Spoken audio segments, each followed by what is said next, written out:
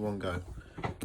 Hello guys, how are we all doing? Welcome back to yet another video, folks. Sorry for the delay because England versus Costa Rica was delayed due to like a thunderstorm or a weather forecast or whatever, weather problems or whatever. But England versus Costa Rica about to start now, as well as England fans are in America at the moment before the warm-up until the World Cup starts tomorrow. So speaking of the World Cup of Darts is here in Frankfurt in Germany, where 40 nations involve.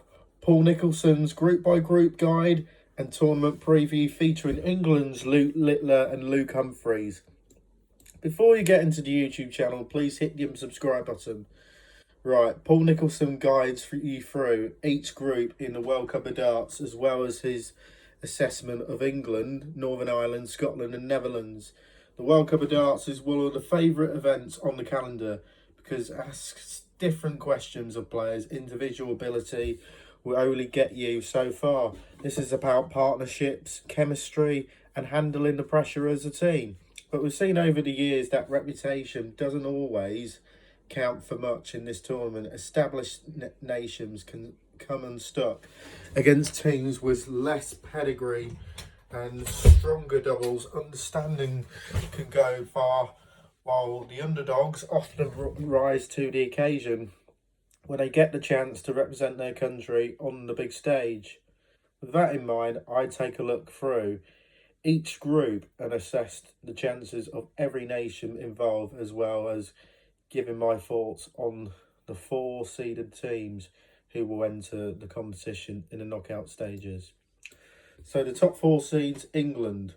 I think Luke Humphries and Luke Littler will perform much better than they did last year, but I still have questions about whether they are the perfect partnership immediately. They are the 2 best players in the world. The World Cup isn't always about putting the 2 highest ranked players together and expecting everything to click. But there is a possibility that England face the same challenge that great football teams sometimes encounter when they try and fit all of their biggest stars into the same side. The talent is undeniable, but the partnerships are about balance and chemistry as much as ability. Humphries has already won this tournament alongside Michael Smith, so we know he can thrive in this tournament.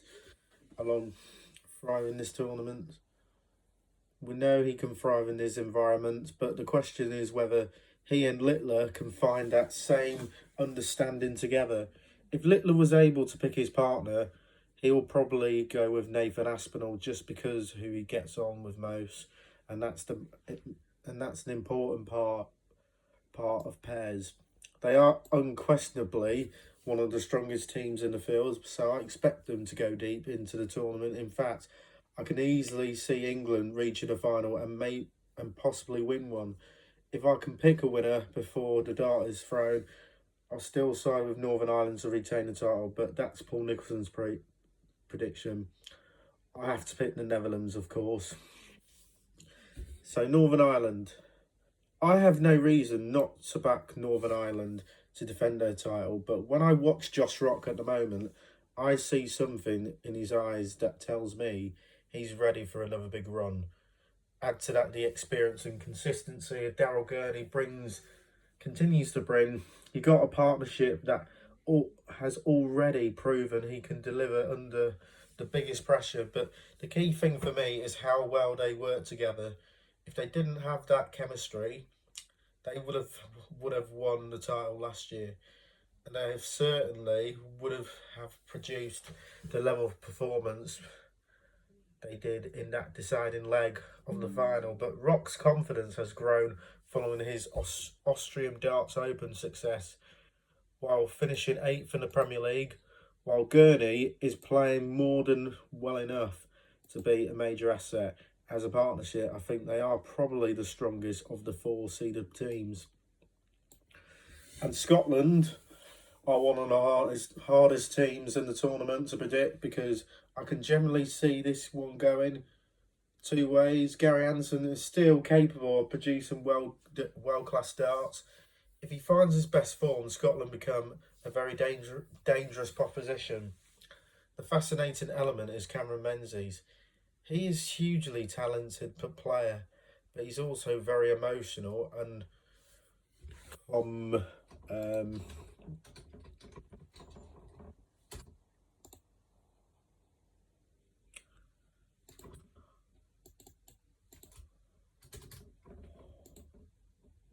combustible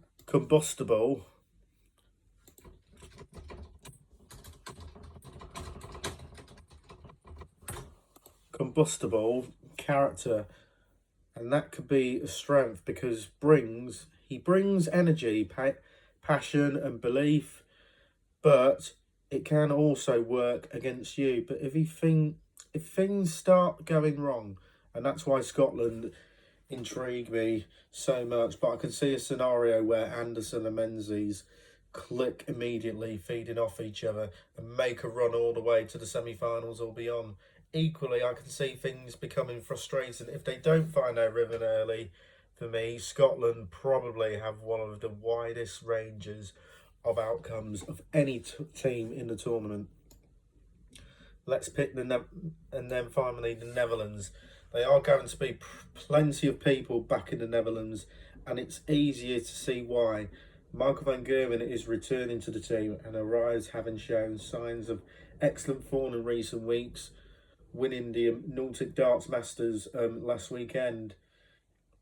And while Jan van Veen continues to establish himself as one of the game's biggest talents, Van Veen takes on the captaincy's role this year, which feels unusual given Van Gerwen's structure in the sport, but it may actually help the partnership. Van Gerwen doesn't have to carry that weight of being the vocal point and can simply concentrate.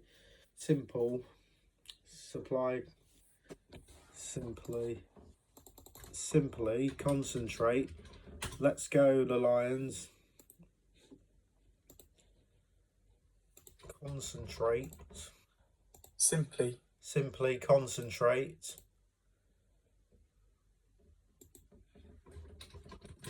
Kick-off start. Yeah.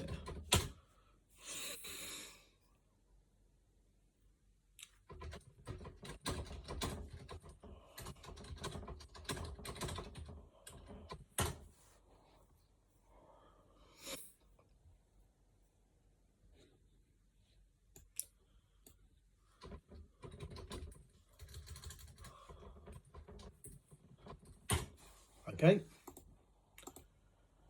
Netherlands, meanwhile, he doesn't really concentrate on playing his darts. Meanwhile, Van Veen has a chance to answer the wall of criticisms that continues to follow him around him by winning a major title rather than finishing runner-up. With the greatest Dutch player of all time alongside him, it feels like a huge opportunity for both men. In Group A, from group stages June to 11th to the 12th, only the group winners advanced to the last 16.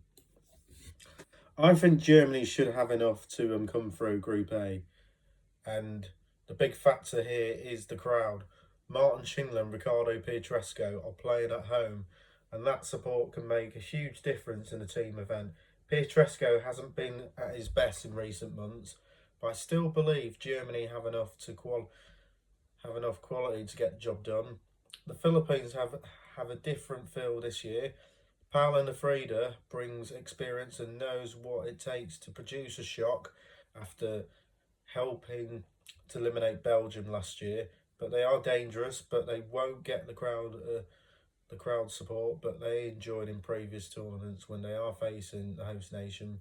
New Zealand are one of the most frustrating teams in the field because they are capable of so much more they delivered. Ben Robb is an excellent player, and Johnny Tata continues to gain valuable stage experience, but until they improve otherwise, I see Germany coming through this section. Group B.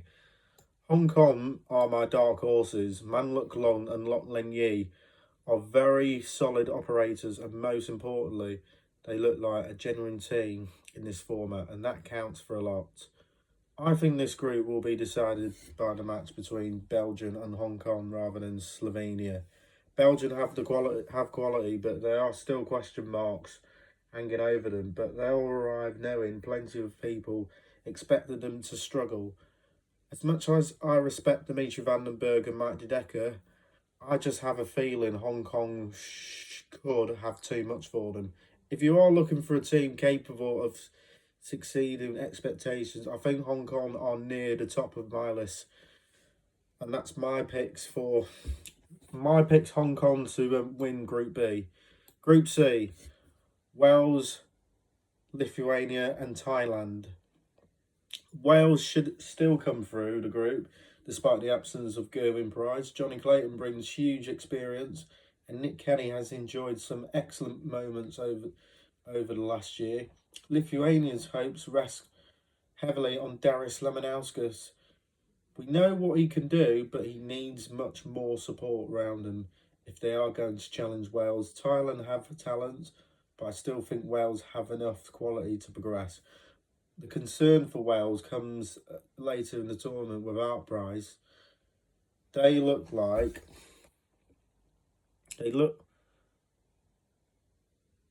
bit concerned for Price. They look more vulnerable they have in previous years, but I expect them to top the group, and I'm not convinced that they'll make a deep run. Republic of Ireland, Singapore, and I thought we was good to see Uganda because they're pulled out because Gibraltar has really stepped in. Republic of Ireland should come through this group comfortably. William O'Connor is playing some of the most consistent darts of his career. And Mickey Mansell, who is now representing the Republic rather than Northern Ireland, has been excellent over the last couple of months. Singapore remain fascinating because Paul Lim is always capable of producing something memorable at the age of 72, but this isn't quite the same Singapore side we've seen in previous years with Harith Lim. Lim isn't arriving in the same form he carried into some recent tournaments, but there is less certainty about his new partner, Pui Ware Tang.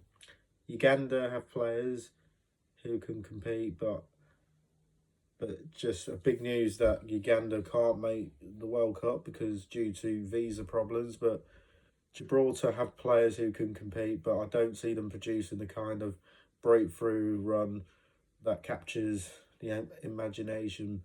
Ireland looked considerably stronger than the other teams in the section and should qualify. Right, Poland.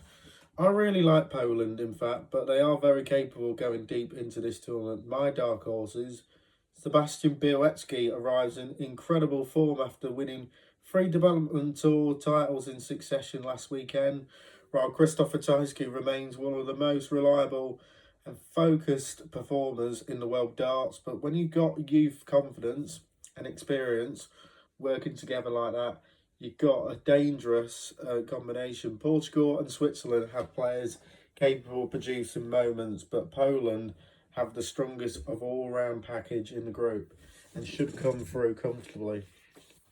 So Group F. A lot of people will dismiss Mongolia, but that would be a mistake. But their progress hasn't happened over the night.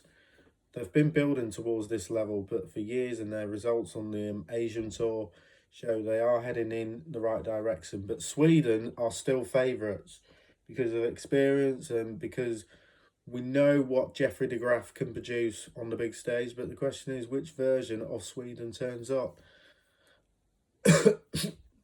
And they've got South Africa with Devon Peterson and Graham Philby. I'm leaning towards Sweden, but if Mongolia were to win this group, I wouldn't see as a huge shock, but it would be a fantastic story of one of the most interesting developments of the tournament. Group G, Australia, USA and Canada. This is one of the toughest groups to call. Australia are starting a new chapter without Simon Whitlock. Damon Heta takes on the greater responsibility, and Adam Leake has an enormous opportunity in front of him I would love to see Australia make a run, but they have landed in a brutal section. Canada have experience and chemistry. David Cameron continues to prove people wrong, and I think he and Jim Long could work very well together. But the United States have quality too, and that's what makes this group so difficult to predict. My head says Canada and my heart says Australia. If I had to pick one team to advance, I'd probably edge towards Canada. But I'm going to go for Australia just. Group H, Czechia, India and Denmark. Czechia stands out to me. Karel Sedlacek has been playing consistently strong darts and brings a level of reliability, and that is invaluable in this format. India's hopes has rest largely on Nitin Kumar because there is still a lot we don't know about the supporting around him. Denmark have capable players, but I don't see that same level of momentum that Czechia possesses. For that reason, Czechia are my picks to progress to, and my picks for Group H. And Group I, France, Austria and China, featuring Mensur Suljovic and Rusty Jake Rodriguez for Austria. France are a team that I really like. Tibor Chikoa has already shown what he can do on the big stage. And I think Nicholas Fuller,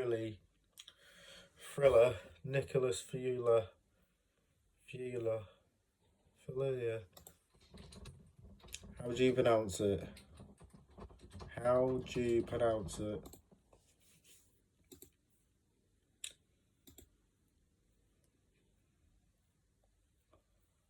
Let's see.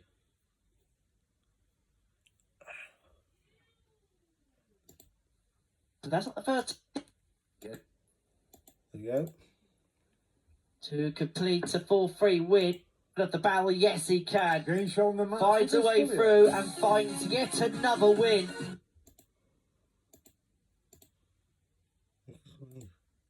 Another win through. Finds a way through. Nicosphelia gives him exactly what he needs alongside him. What impresses me the most of the balance, France have flair, but they also have the stability, and that's often the difference in doubles play. China will be competitive and capable of causing problems, but I think France have the strongest partnership and should win the group. Why? I'm going for Austria. I'm going for Austria to win the group, actually, because of experience. Group J. This group will be decided by Latvia versus Italy match. Italy have Michel Chiaretta, arguably the strongest individual player in the section, but they still need the collective performance to match and the individual quality. But Latvia are solid and know exactly what they are about. But I don't expect Trinidad and Tobago to challenge strongly enough to win the group. So everything points towards a straight shootout between Italy and Latvia. It's close, but I just favour Latvia. Group K. This is probably the most open and intriguing group in the entire tournament. Croatia have Boris Kričmar as one of the most dependable players in the competition, but he will need plenty for his partner. Japan arrive with two excellent players in Motomo Sakai and Haruki Muramatsu, while Spain hosts revitalised Cristo Reyes and the experience of Jose Justicia. You can make convincing argument of all three teams. If Croatia win it, it makes sense. If Japan wins it, makes sense. If Spain makes sense. And that's why this group fascinates me for more than any other. But I'm going for Spanish to win the group. And Group J, Group L, finally, trying to pick a winner here is like a tossing 3 coins into the air and seeing which one lands heads. Norway have been familiarity and the experience from last year. Hungary have confidence and self-belief, but the final piece of the puzzle is equally difficult to assess, because there are still so many unknowns about how these pairings will perform together. They've got Finland as well, but if you ask me to predict a winner, I've been doing it a little bit more than guessing, but I think Norway will win the group. But if I'm picking a winner before darts is thrown, I'm going back to Northern Ireland to defend it, but they will probably have to do that against England. I really would have been thrilling final to end what promises to be another memorable weekend of pairs darts. If I'm picking the winner before a dart is thrown, I'm going to back Northern Ireland to defend it. But in my tournament prediction, I predicted England versus Netherlands final. I think England will beat the Dutch in the final. That's my prediction. So the popularity of the World Cup of Darts proves there should be another pairs tournament on the calendar, writes Chris Hammer. The success of the World Cup of Darts proves something that many of us have known for a long time. Fans love seeing players compete as a part of a team. So guys, support the channel and hit the subscribe button. Have England scored? Yes, it was Declan Rice. Come on, England! Yes, get in. 1-0.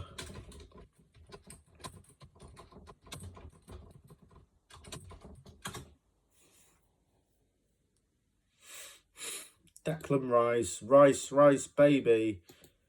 Get in.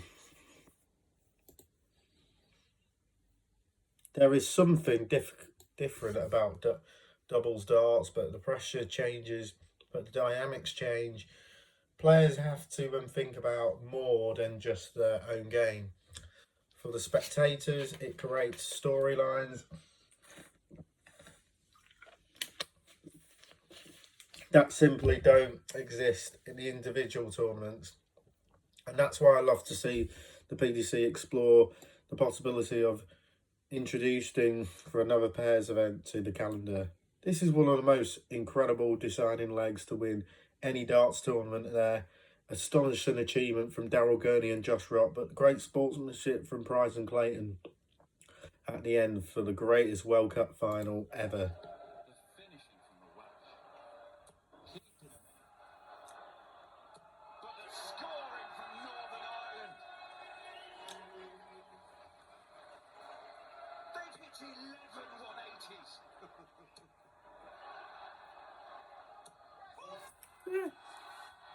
Isn't darts just the most wonderful sport? The drama. The drama. That is no darts thrown in the deciding leg of the World Cup final. And he leaves Daryl Gurney just 16. The opposing players are high-fiving each other because of their brilliance. One of the greatest World Cup of Darts games, let alone finals, is going to end in a moment. Does it end with a 10-darter and Northern Ireland's first ever title?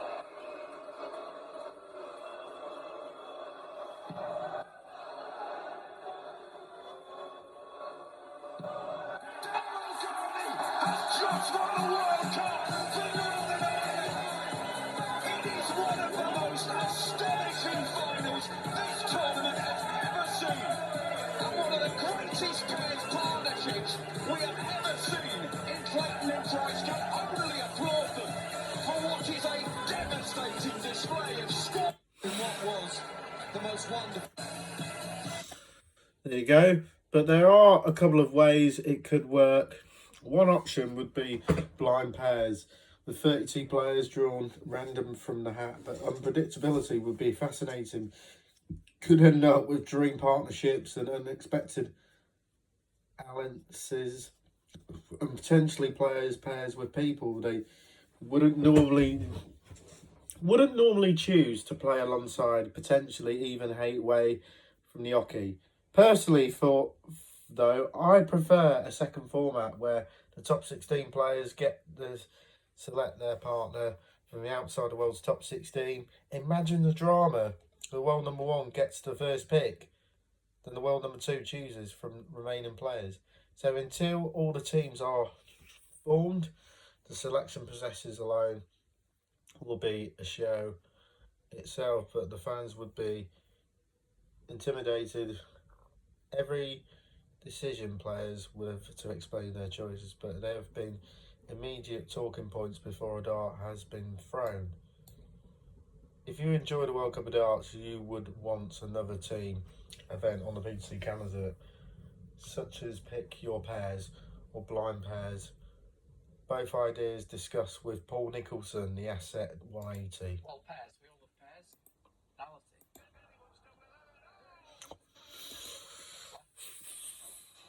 I feel sorry for who's the last person picked. Like it's a football at school. It's life, eh? It's life.